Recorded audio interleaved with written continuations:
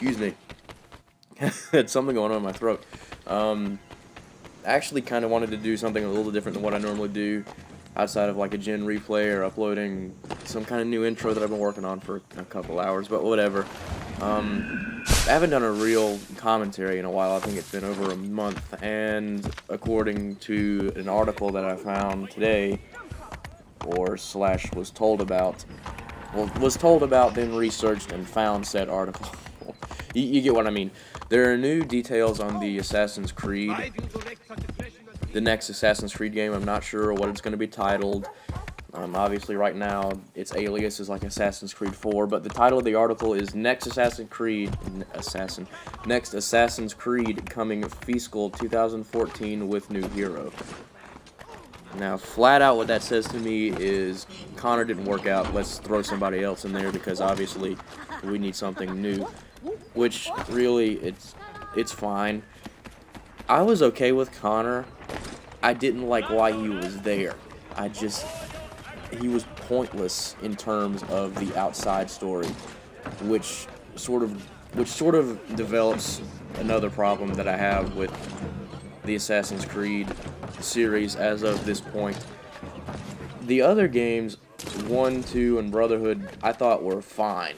Revelations, Ezio was starting to get a little stale, but that's because he'd been in 3 straight games. And I understood why Revelations was there. It was to finish up Ezio's story, and we hadn't seen Altair in a real plot development in a while, and, you know, he needed some limelight, but I was okay with that. And Assassin's Creed 3, you know, was whatever, until the ending rolled around. The ending of Assassin's Creed 3, I'll put it blatantly, sucked. Balls. Like, there's no other way to describe it. Mainly, my problem is, I was expecting at the end of the game for there to be some kind of big reveal to give Connor some actual purpose, a reason that he needed to be in the game other than to just be an ancestor, but unfortunately, that's what he ended up being. He's just another reason to go into the past and find something that you need, something you need to help you in current times, blah blah blah, and you know how that stuff goes. And that's what he was, you know, there's really no point to him. His story, I liked his story. I liked Connor's actual story with Hatham and, you know, his mother, his tribe, and how they sort of died, well, not died off, I guess they just, I'm not sure what happened to them actually. They weren't in his original village when he went back years later, which is what I was trying to say. But yeah, I liked his personal story, but I despised at the end of the game how they tied him into it. He had no purpose in I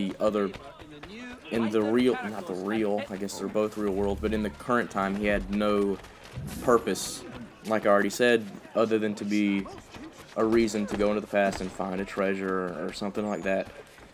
And then on top of that, Desmond gets killed. Not killed, he technically kills himself. And after Juno and Minerva give him a little talking and explain what will happen if he chooses this option or chooses this option, he just sort of jumps on sacrificing himself. And I'm gonna be honest here, I felt like that was a huge cop-out. I don't know why they decided to go that way. I don't know if the writing team was out of ideas for Desmond, but they had some things that they could have done differently. Like, I'm perfectly fine with a protagonist dying at the end of the game, although I do think it's really strangely being overused recently. Just a personal thought. I don't know why it's happening a lot now, but it just seems to sort of occur. But yeah, Desmond dies, and that's it. You know, Connor served his purpose, he found what he was supposed to, and he goes and dies. I understood why he chose that point, or chose the fate that he chose, but it just felt to me like it was underwritten. If he would have actually thought like a real person would have, what Juno was talking to him, trying to persuade him to her way of things by saying flat out, you know, if you go on, you'll live to be this legend, and you'll eventually be hailed as a god. But if you be hailed as a god, odds are your sayings and your teachings are going to be misinterpreted by your future followers, and they're going to be twisted to essentially kill people and do things that they weren't shut up, dogs, that they weren't intentionally meant to do. And yeah, that happens. That happens with everything. You know, be it being teachers of, you know, your own religion, or, you know, a president. Your sayings can be misconstrued by various different people depending on how it hits their ears. And I thought that was a decent point, but I felt like Desmond as a character didn't really elaborate. Not elaborate, I guess. He didn't think through his choice. What he could have done, since Juno explained this whole situation to him, he could have put more emphasis on what he was meant to teach. And I understand that it was about, you know, people not dying, and I get that, but I don't know. And to be honest, I'd moved past that ending. I was, you know, I'd grown to accept it and was okay with it, and was sort of wondering what they were going to do. You know, wondering if, you know, the backlash of the ending, because a lot of people hated that ending more than Mass Effect 3, really. I wouldn't, you know what, not more than Mass Effect 3, close to the same amount, but, you get what I mean. But anyway, people despise that ending, and I figured, you know, maybe they'll sort of write him back in, because they've said that it's Desmond's last game, but at this point, I honestly, I don't know what to think about it. But now to see this article with a new person being thrown into the mix somehow, there's no real details on it, but I don't get it. I don't know what the writing team's doing. They're dancing around this dangerous little cliff that can honestly send them into some sort of,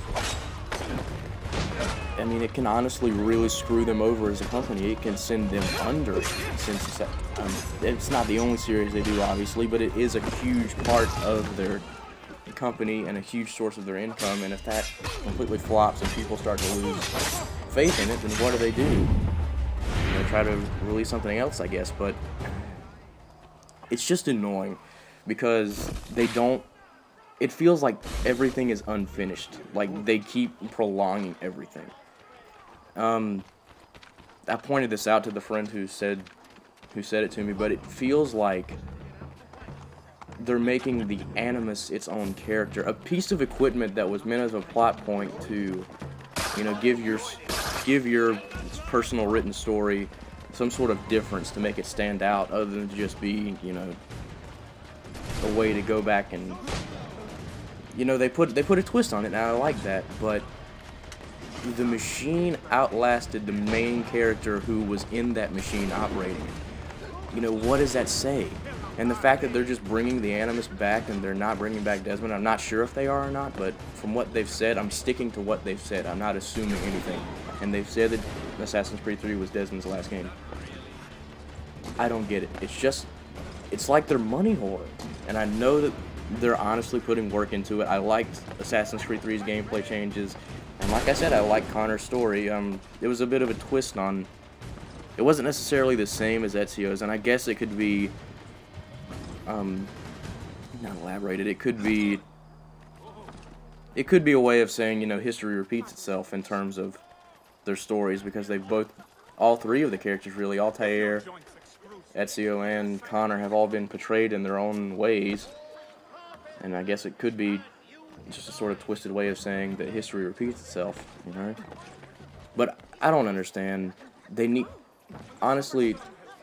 I'm sorry, I don't have a script or anything. I'm just sort of like going off the head here.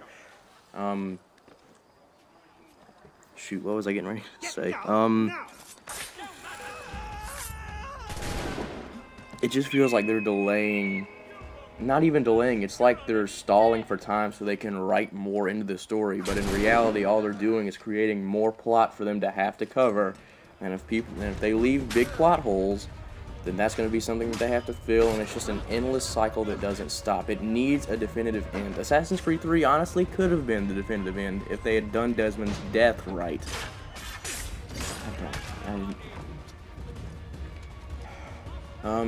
Like I said, I'm fine with Desmond dying. I'm not one of those people that's like, oh, the main character has to stay the main character and such, but it makes me mad that at the end of Assassin's Creed 3, Juno is alive or whatever. She's out of her trap, and she says that it's her turn to do whatever she needs to do to the Earth.